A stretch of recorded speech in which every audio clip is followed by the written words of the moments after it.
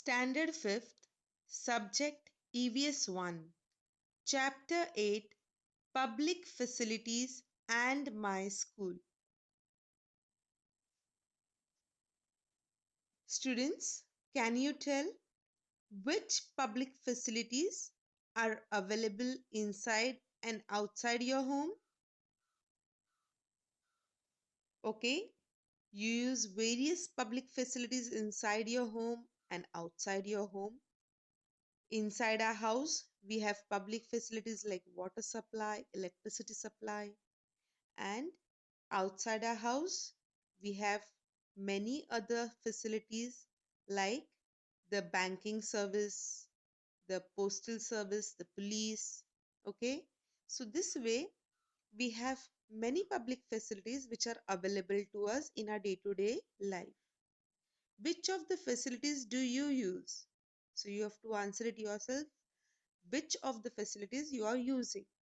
Okay, there are many facilities that can be listed. Some we use and some we do not. So let us learn in this chapter about public facilities and your school, how the school is important in our day-to-day life. Okay, we all use public services and facilities, that we have to agree. Water supply, electricity supply,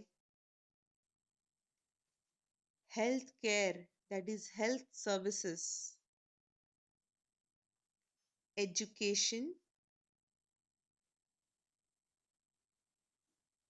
and transport are some important public services. These services are meant for everyone. The services, the organizations that provide them, and we ourselves are all part of a system. Our school is also a part of that system. Various facilities are available to us in our school. Okay, similar facilities are also available outside the school. Which are those? Bus and railway. You can list them. Bus and railway are public facilities of transport. We also use several other public services and facilities such as postal service, telephone, fire brigade, police, banks, theaters, parks, gardens, and swimming pools. We must use these facilities responsibly. Okay? If we damage any of these, others will not be able to make use of these public facilities. So we must have the sense of responsibility of using them in a responsible way and not damaging any public property. Okay? And as a student, how you can do that? By in school, for example, by not scribbling on the desk, okay, not painting the walls or writing something on the walls of the school. So all these things will lead to a good civic life and you will be able to follow discipline in your life. The school is our world outside our house. We like our school just as we like our home. Each school has its unique identity. Identity means some qualities, okay, some features. Like you have your identity card to tell who you are. Like that way, each school speaks for itself. Find out the unique features of your school and prepare a poster. Okay, you have an activity based on this on page 35 of your textbook. Let's have a look at it. Try this. It's on page number 35. Put a tick in front of all the services available at your school. Let's see. Sufficient classrooms. If you have sufficient classroom, you're going to put a tick in the empty box. Girls' toilet, boys' toilet, a separate toilet for girls and boys. Drinking water, which is very important. So tick mark if you have these facilities in your school.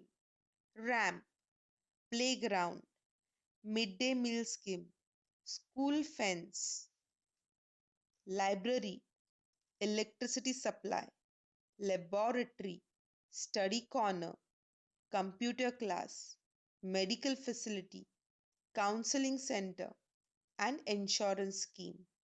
So you will tick mark according to your school whether the facilities are available, then put a tick mark. If no, then put a cross. And also you can make a sample poster, okay, as an activity. You can write the name of the school, year of establishment. So you should know when your school was established. Okay. Founder, motto, emblem, number of students, girls and boys separately, number of classrooms, color of uniform, noteworthy accomplishments, and awards received by your school. So this way you can frame a poster and you can complete an activity for EVS 1. All right. So accordingly, you will be told to do it. So let's learn what all we do in school. School is for everyone. Each child has a right to go to school and learn. What is this called? This is called the right to education. Okay, that every child has the right to go to school and learn. According to the Right of Education Act, every child between the ages of 6 and 14 must go to school and complete primary education. For children with special needs, the upper age limit is 18 years of age instead of 14. So this way, the Right to Education Act is a very important act which tells about how each child should receive at least primary education between the age gap of 6 and 14. Okay. Now, what is our role or role of the community in the development of a school? Let's have a look at it. Many people and institutions help to set up a school. Okay. Many parents, past students, writers, artists, sportsperson, scientists, and industrialists lend a hand in the growth of a school. So you can see in the picture how parents are participating. A parent teaches music, and a parent is also conducting a drill. So simultaneously, parents also can play an active role in functioning of the school. A school is given assistance in the construction of classrooms. Then we also have libraries, laboratories, and procurement of sports given by various sections of society. The community has a role in the development of a school. So you can see a student welcomes parent. So we have different organizations such as the PTA also. Okay. So here you see the various facilities like the library where the students can study. An astronomical center is shown. So like this, a field trip can be organized by the school. Read and discuss. A school can also help in the development of a community or to solve a problem. In order to develop habits of cleanliness among the people, the children of a school became agents of cleanliness. Look at the picture. So, when you do something on your own, you set an example for others. So, the children are themselves cleaning up the grounds and they are setting an example to the people in village that this should be done regularly. They, what they did, they launched a cleanliness drive in the village and they were backed by the school. Backed means supported by the school. They prepared posters asking people not to spit in the streets and not to dispose of garbage and and to dispose of garbage properly. Means not to throw here and there, but dispose means just put it properly in a bin. They presented street plays and convinced the residents of the importance of cleanliness. In An audience will always like to get information by watching something.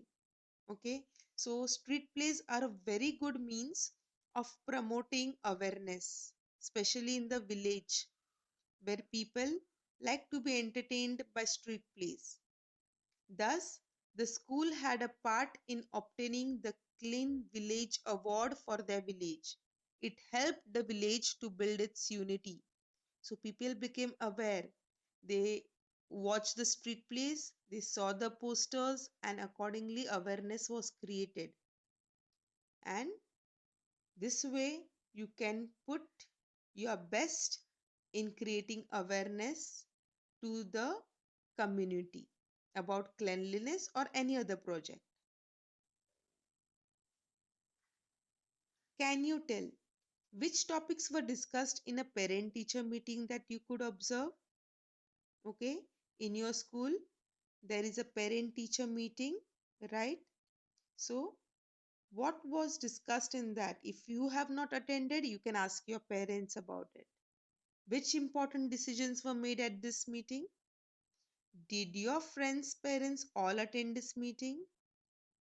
How did you realize that all parents are treated alike at your school? Yes, so all these questions will be answered by you and your parent. That you will come to know that when there is a parents teacher meeting, it's not that only a few parents are called, everyone gets an invitation.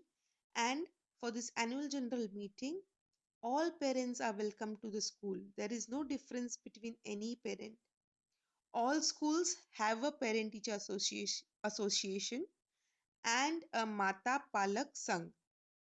They bring about a dialogue between parents and teachers. So parents can put forth their queries and the teachers will answer, and the teachers can give their guidance to the parents as to what they expect from the students.